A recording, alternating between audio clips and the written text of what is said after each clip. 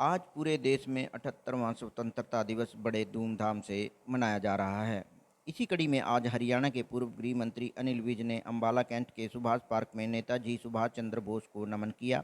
उसके बाद भारत का तिरंगा झंडा फहराया। इस मौके पर भारी बारिश भी लोगों के देश प्रेम को कम नहीं कर पाई। भारी संख्या में बीजेपी कार्यकर्ताओं ने इस मौके पर अपनी मौजूदगी दर्ज कराई। मीडिया से बात करते हुए पूर्व गृह मंत्री अनिल विज ने कहा कि इतनी बारिश में भी इतने लोग यहाँ पर पहुँचे हैं। उन्होंने कहा कि हम अनेकों वर्षों से यहाँ पर तिरंगा फहराते आ रहे हैं। उन्होंने कहा कि आज के दिन हमने क्या खोया, क्या पाया और आगे के लिए हमारी क्या दिशा है। उन्होंने कहा कि आज जो स्वतंत्रता दिवस है वो 2047 के विकसित भारत के संकल्प के साथ मनाया जा रहा है। उन्होंने कहा कि 2047 में विकसित भारत बने, इसके लिए सारा देश, सारी सरकारें और सारी संस्थाएं लगें, ऐसी व्यवस्था बनाई जाए। वहीं उन्होंने कहा कि नेताजी का आज़ादी दिलाने में अहम योगदान रहा है।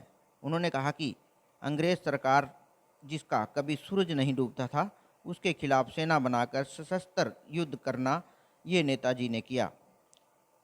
वहीं उन्होंने कहा कि हम पिछले 40 सालों से यहाँ झंडा फहरा रहे हैं, लेकिन पिछले 10 सालों से जब से मैं मंत्री बना तब से सरकार जहाँ ड्यूटी लगाती रही, मैं वहाँ तिरंगा झंडा फहरा रहा था।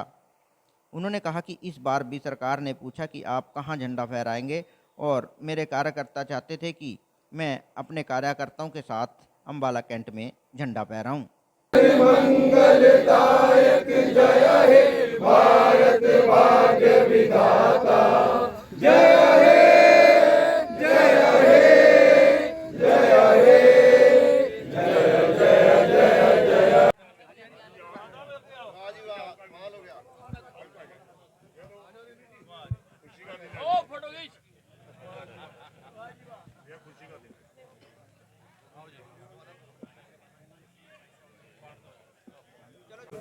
आज इतनी बरसात में भी इतने सारे लोगों का यहाँ पर आकर स्वतंत्रता दिवस मनाना और तिरंगा चढ़ाना उनके देश प्रेम की भक्ति का प्रमाण सिद्ध करता है। हम अनेकों वर्षों से यहाँ पर तिरंगा फहराते आ रहे हैं और आज के दिन हमने क्या खोया, क्या पाया और हमारी आगे के लिए क्या दिशा है। आज का जो स्वतंत्रता दिवस है वो 2047 में विकसित भारत के संकल्प के साथ मनाया जा रहा है। 2047 में विकसित भारत बने, उसके लिए सारा देश लगे, सारी सरकारें लगें, सारी संस्थाएं लगें,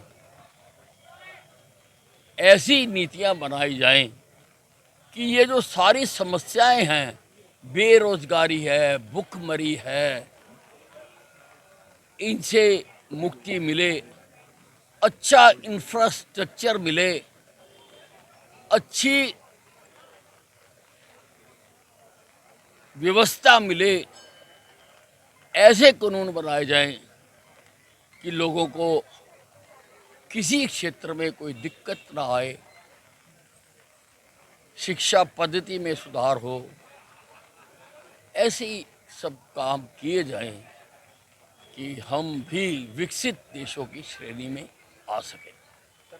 नहीं, नेताजी की इस देश को आज़ादी दिलाने में बहुत बड़ी भूमिका है। अंग्रेज सरकार जिसके शासन में सूरज डूबता नहीं था, उसके खिलाफ सशस्त्र युद्ध करना, सेना बनाना, ये नेताजी ने किया, उसको भुलाया नहीं जा सकता। और सबसे पहले इस देश की धरती पर अंडमान निकोबार में को फतेह करके और वहाँ पर आकर आज़ाद भारत का झंडा लहराना, आज़ाद भारत की सरकार बनाना, ये नेताजी ने किया। इसीलिए मैंने जब यहाँ पर पार्क बनाया तो मैंने उसका नाम नेताजी सुभाष चंद्र बोस के पार्क के नाम पर रखा। सर, बहुत दिनों बाद अम्बाला में झंडा फहराया है आपने कार्यकर्ताओं के बीच में, कैसा लगा? ये देखिए, अब वैसे तो मैं यहाँ पर 40-45 साल से झंडा लहरा रहा हूँ। हम पार्टी की तरफ से यहाँ पर 15 अगस्त 26 जनवरी मनाते हैं। फिर 10 साल पीछे मैं मंत्री रहा, तो बतौर मंत्री सरकार मेरी ड्यूटी जहाँ लगाती थी मैं वहाँ जाता था। इस बार भी सरकार ने मेरे से पूछा था कि आपने कहाँ झंडा लहराना है, और मेरे कार्यकर्ता चाहते थे कि इस बार मैं पार्टी के कार्यक्रम में हूँ, तो इसलिए मैंने उनको कहा कि मैं पार्टी के कार्यक्रम में झंडा लहराऊंगा। मैं तो पार्टी के कार्यकर्ताओं की इच्छा को नज़रअंदाज कर ही नहीं सकता, इसलिए मैंने पार्टी के आदेश अनुसार आज यहाँ पर झंडा लहराया है।